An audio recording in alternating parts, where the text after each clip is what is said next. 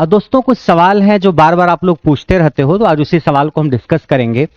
आप में से जो भी बच्चे आरआरबी जेई की तैयारी कर रहे हैं उसमें दो टाइप के बच्चे हैं। एक ऐसा बच्चा है जो लंबे समय से नॉन टेक्निकल एग्जाम की तैयारी कर रहा था, आरआरबी जेई की वैकेंसी आने के बाद वो आरआरबी जेई की तरफ शिफ्ट हुआ है कि सर हम आरआरबी जेई का फॉर्म भरेंगे।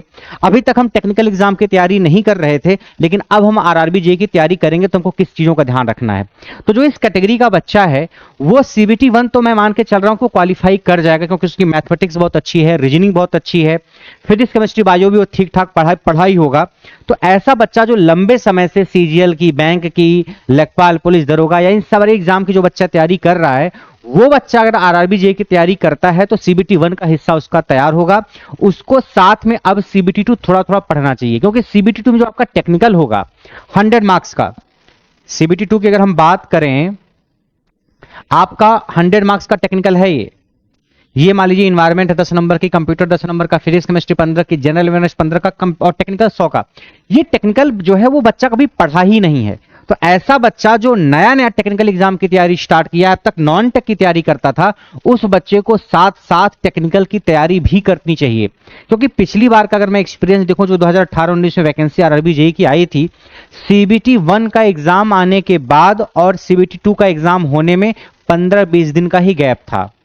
पिछली बार जो वैकेंसी आई थी सीबीटी 1 2018-19 में, सीबीटी 1 का जब रिजल्ट आया और सीबीटी 2 का जो एग्जाम हुआ था आरआरबी जेई का, उसमें 15-20-25 दिन इससे ज्यादा का गैप था ही नहीं। और आप 15 दिन, 25 दिन, 20 दिन में टेक्निकल एग्जाम की तैयारी नहीं कर सकते अगर आपने पहले से कुछ भी नहीं पढ़ रखा है। तो अगर आप नॉन टेक में कितने भी अच्छे हो, अगर आप उस 20-25 दिन में टेक्निकल की तैयारी करना चाहोगे तो आप टेक्निकल की तैयारी नहीं कर पाओगे। मैं नहीं कह रहा हूं कि इस बार भी आपको 20-25 दिन का ही टाइम मिलेगा, बट आपको वर्स्ट केस के लिए भी तैयार रहना है। ऐसा बच्चा जो नॉन टेक एग्जाम की तैयारी कर रहा है लंबे समय से, उसका अगर टेक्निकल तैयार, नॉन टेक तैयार है, तो टेक्निकल को साथ साथ एक एक सब्जेक्ट उठाए और थोड़ा थोड़ा पढ़ना स्टार्ट करे। अदरवाइज आप सीबीटी 1 तो क्वालिफाई कर जाओगे, सीबीटी 2 में जाके आप अटक जाओगे। पहला कैटेगरी का तो ये बच्चा था। दूसरी कैटेगरी बच्चों की वो है जो लंबे समय से टेक्निकल एग्जाम की तैयारी कर रहे थे कि SSC JE, UPPCL JE, RRB JE, DMRC JE, अलग अलग स्टेट में जो जेई की वैकेंसी आती थी उसकी तैयारी कर रहे थे। उनका पूरा फोकस नॉन टेक एग्जाम पे नहीं था। तो जो ऐसे बच्चे हैं उनकी टेक्निकल तो ठीक ठाक होगी, लेकिन ऐसे बच्चे नॉन टेक में थोड़े से वीक हो जाते हैं कई बार। अगर मैं पिछली बार का उदाहरण लूं, जब सीबीटी 1 का रिजल्ट आया तो ऐसे कई सारे बच्चे थे जो अगर सीबीटी 2 में बैठते तो 100% सीबीटी 2 को क्वालिफाई करते। सीबीटी 1 केवल क्वालिफाइंग नेचर का ही था, मगर वो सीबीटी 1 में ही अटक गए क्योंकि नॉन टेक उनकी उतनी अच्छी नहीं थी। और कुछ ऐसे बच्चे थे जो नॉन टेक में बहुत अच्छे थे, सीबीटी 1 क्वालिफाई कर गए और सीबीटी 2 में घिस विस के किसी तरीके से टेक्निकल भी पास करके आगे बढ़ गए। तो ऐसा कोई बच्चा जिसकी टेक्निकल बहुत अच्छी है, अगर नॉन टेक उसकी अच्छी नहीं है, तो वो सीबीटी 1 में ही बाहर हो गया, तो फिर सीबीटी 2 में करोगे क्या अपने टेक्निकल की नॉलेज का? तो आपको सीबीटी 1 की तैयारी को अच्छे से करना है। आपको मैथमेटिक्स को, रीजनिंग को, फिजिक्स केमिस्ट्री बायो को या जनरल अवेयरनेस का जो टॉपिक है, उन सारी चीजों को बहुत अच्छे से पढ़ना। जो आपका सीबीटी 1 का सिलेबस है, चाहे मैथ्स हो, रीजनिंग हो, जनरल अवेयरनेस हो, जनरल साइंस हो, इन सबको अभी से पढ़ना स्टार्ट कर दो और अच्छे से पढ़ना स्टार्ट कर दो।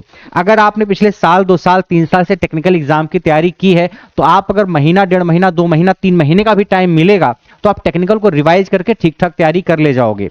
लेकिन नॉन टेक में अगर आप बाहर हो गए सीबीटी 1 में, फिर आपकी कितनी भी अच्छी नॉलेज क्यों न हो टेक्निकल की, वो किसी काम आने वाली नहीं है। तो वो बच्चा जो रेगुलरली टेक्निकल एग्जाम की तैयारी किया है, वो नॉन टेक को साथ साथ पढ़े और उस पर ज्यादा एनर्जी खर्च करे। और जो बच्चा नॉन टेक एग्जाम की तैयारी लंबे समय से करता हुआ आया है, टेक्निकल में नया नया प्रवेश किया है, उसको मैं कहूंगा कि टेक्निकल सब्जेक्ट को अभी से उठाओ और थोड़ा थोड़ा पढ़ना स्टार्ट करो। यानी जो भी आपका कमजोर एरिया है उस पर अभी से काम करना स्टार्ट कर दीजिए, क्योंकि आप एग्जाम में सेलेक्ट तब हो पाओगे जब आप सीबीटी 1 को क्वालिफाई करोगे और सीबीटी 2 को क्वालिफाई करोगे। कहीं एक ही स्टेज में आप अटक गए तो फिर आपकी कहानी चौपट हो जाएगी। तो ये दो चीजें हैं, इसका आपको ख्याल रखना है। अब आपको ये डिसाइड करना है कि आप किस कैटेगरी में हो। आपकी टेक्निकल बहुत अच्छी है तो नॉन टेक पे फोकस करिए, और नॉन टेक अगर बहुत अच्छी है तो अभी से टेक्निकल को पढ़ना स्टार्ट कर दीजिए।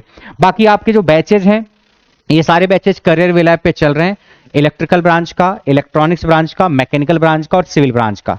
इलेक्ट्रॉनिक्स ब्रांच में अगर आप कंप्यूटर साइंस से, आईटी ब्रांच से फॉर्म फिल कर रहे हैं तो आपको इलेक्ट्रॉनिक्स ब्रांच का सिलेबस पढ़ना पड़ेगा और आरआरबी जे इलेक्ट्रॉनिक्स का बैच करियर लैब पे चल रहा है। और अगर आपकी ब्रांच मैकेट्रॉनिक्स है, प्रोडक्शन है, इंडस्ट्रियल है, तो आप मैकेनिकल इंजीनियरिंग वाला बैच ज्वाइन करेंगे, वो मैकेनिकल की लाइट ब्रांच में आ जाता है। बाकी सिविल वाले सिविल का बैच ज्वाइन करेंगे, इलेक्ट्रिकल वाले इलेक्ट्रिकल का बैच ज्वाइन करेंगे। ये बैच करियर लैब पे चल रहा है, तो अगर आपके फोन में करियर लैब नहीं है तो आप उसको डाउनलोड करिए। ऐप पे अपना मोबाइल नंबर, ईमेल आईडी वगैरह रजिस्टर करने के बाद जब आप ऐप पे खोलोगे तो ऐप में सबसे नीचे एक बैच का ऑप्शन दिखेगा, बैच पे क्लिक करना आप। जैसे आप क्लिक करोगे तो सबसे आप नीचे जाओगे तो उसमें आपको आरआरबी जे के बैचेज दिख जाएंगे। या अगर वहां बैचेज नहीं दिख रहे हैं, बैच पे क्लिक करने के बाद कई सारे सेक्शन ऊपर होंगे, उसमें एक सेक्शन होगा जेई आईटीआई रेलवे एग्जाम, उस पर क्लिक करना, फिर आपको वहां बैच दिख जाएगा। उसके बाद भी और कोई क्वेरी है आपको इस आरआरबी जेई के बैच से रिलेटेड, तो ये नंबर आपके पास है, आप इस पे मैसेज या व्हाट्सएप मैसेज या फोन करके पूछ सकते हैं। बेहतर आप व्हाट्सएप मैसेज कर देना या फिर पूछ भी सकते हो, ठीक है। वैलिडिटी 1.5 साल की। ये एक ऐसा बैच है जिसमें आपको नॉन टेक भी कंप्लीट मिल रहा है और पूरा का पूरा टेक्निकल भी मिल रहा है। चारों ब्रांचेज का बैच है, इसमें टेक्निकल और नॉन टेक्निकल दोनों चीजें आपको मिलने वाली हैं, यानी मैथमेटिक्स भी, रीजनिंग भी, फिजिक्स केमिस्ट्री बायो भी, इन्वायरमेंट भी, कंप्यूटर भी, जनरल अवेयरनेस और पूरा का पूरा टेक्निकल। तो जो भी आपकी ब्रांच है उस रिस्पेक्टिव ब्रांच को आप ज्वाइन करके अपनी तैयारी को आगे बढ़ा सकते हो। तो आपके पास एक बेहतरीन मौका है रेलवे में जेई बनने का, तो आप इस मौके को चूकेंगे नहीं, अपनी भरपूर और पूरी कोशिश करेंगे।